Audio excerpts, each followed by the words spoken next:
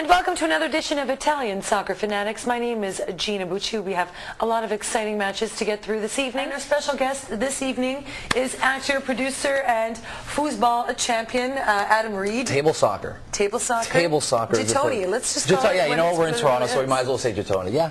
Jits. Jits. So Adam was also voted the best actor in Montreal in this year, 2008. Yeah, top 10 list. Made the top 10 list. Yeah, it was a big year for me in 2008, and Montreal Public was just absolutely fantastic, and career took off. So kind of put my energy in the right place, and here we are. Nice, Adam. Yeah. So you're a Jits champion. I should go against you, but how did you become the? Well, it was just something that everybody played in college. I'm sure people who are watching did. I'm sure you guys played as well, and I was curious to see where I would go with it. And before I knew it, I became world champion, Canadian champion. I was traveling the world to play, and I had a chance to follow the Italian theme we got going on to go to Italy in Torino and compete. And to my surprise, I finished 9th in the world in singles. And I'll tell you, playing Jitoni in a bar here in Toronto is one thing. But watching these guys play in Italy is the most incredible feeling that I've ever seen on a table. It's just absolutely amazing. I have a question for you. It's controversial. It's up there with the doping question. Yes. It's spinning, slamming. I like to do spin. Real quick, spinning is against the rules, 360 degrees, and you can't talk when you play, which of course goes against every Italian rule that exists. I didn't know that existed. The Italians always have a big problem with that rule when it's international play. But I don't want a part of this game. This is just... Yeah, it's a lot of fun. It's a lot of fun. Wow. Okay, good stuff. Thanks for having me. So, Points they could have gotten. This was a team where they were at their ultimate lowest. You were talking about the tension before. I mean, this tension was there. It was an incredible match to follow. Yeah. But when you take a look at what they've done, if there was one team that needed those points, it was Roma. They got the job done. Lazio didn't. And ironically, what was interesting about this week was there was a lot of high-end teams playing a lot of low-end teams, a couple of middle-of-the-packs. And this was a great token for Lazio to show that they are serious about going the distance in the championship. And I think they dropped the ball, like I said before. I mean, sure. I mean, a win would have put them in second place. That's right. This was before about the upper echelon teams having a chance to prove their worthiness of being amongst the top 5, top 6, maybe even top 7 teams in the league, and Napoli dropped the ball again. There was a lot of talk about their loss to them last year, at a 5-1 loss that they had. That was a big subject of discussion prior to going in press conferences. You got to feel for Napoli. You've got a 1-1 draw possibly upon the horizon. You've got a 1 point that's so crucial right now when you've got 8 sisters that are fighting for position, jostling for position. You just cannot have that kind of breakdown at this point in the season, especially when you're ranked where Napoli was ranked. Well, I mean, I think you're right. They did drop the ball against what on paper would seem to be, and in the standings, an inferior opponent. But this is actually a quality side. And it was interesting that Vieri got his first start for Atalanta today. But that was a terrific goal by Ferreira Pinto, who just was able to sort of dribble his way through 2 defenders. But there were a couple of controversial situations, and that was one of them. Well, that's a penalty. Well, yeah, it is a penalty. Sav, to me, he played the ball, okay?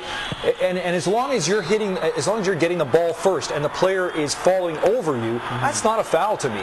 If you've cleanly played the ball and the player has, come in contact with you because his momentum pulls him through, for me, that's not a penalty. But so that was given. Now, there's a sequence coming up right there where I think this should have been a penalty and it wasn't called. Right. And this is more evident because the player's got his foot on foot. He was taken off. Right, and the referee didn't, call this, and Del Detti gets ejected from the game. So, a couple of situations there that could have, a break could have gone either way, and Napoli could have been in this game, but they weren't. And Manfredini, who actually gave up that penalty, actually scored the winning goal in this game. So especially Napoli coming back and tying the game up 1-1. I mean, you've got to play tighter soccer than that, especially when there's a couple of minutes left in the game.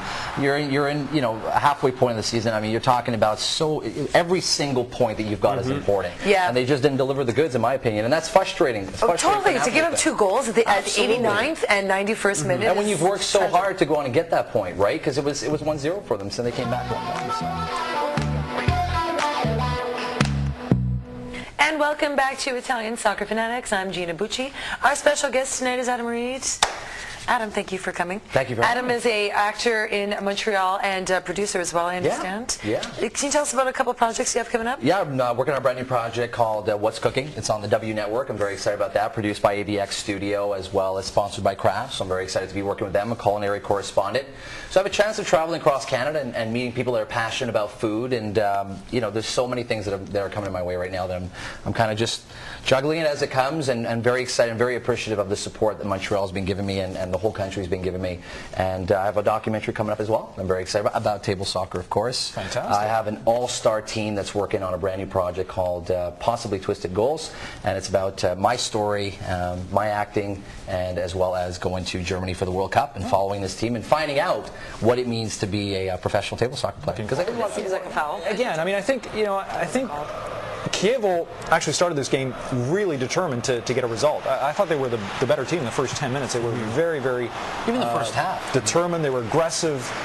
They came out. This is a team that's in last place in Serie A. Right. So you know, obviously they have game, and they took it to them, and they were you know, somewhat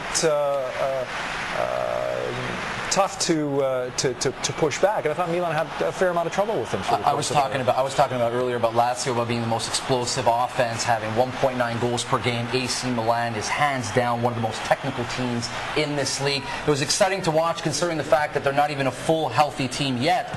But to watch them play, and I think it was clear that there was something missing in that game. Right. There was they weren't. It wasn't their best day. No, I thought they won ugly. Right. They won, but they won ugly. Absolutely. But again, we talked about this in the past, and sometimes your team has been this way. I fully agree. They get the result. They get things done, Milan's even though they may not have looked the best on the day. And to talk about Ronaldinho real quick, I mean, Ronaldinho, you know, he has to be looked at as one of the most important pieces of the puzzle. I mean, he's got 6 goals in 13 competitions this year. He only had 9 on 26 games, I think, last year. I mean, this guy is an important piece of the puzzle, and in my opinion, should be considered for the Ballon d'Or. This guy's unbelievable. Absolutely, yeah. I really do believe that he has the possibility. He's in shape. He's losing a little bit of weight. I think it's Ibrahimovic to lose. I think if it's someone in Italy, it's Ibra. Yeah, I mean, Ronnie's just for next year. This year, it's Ronaldo's year.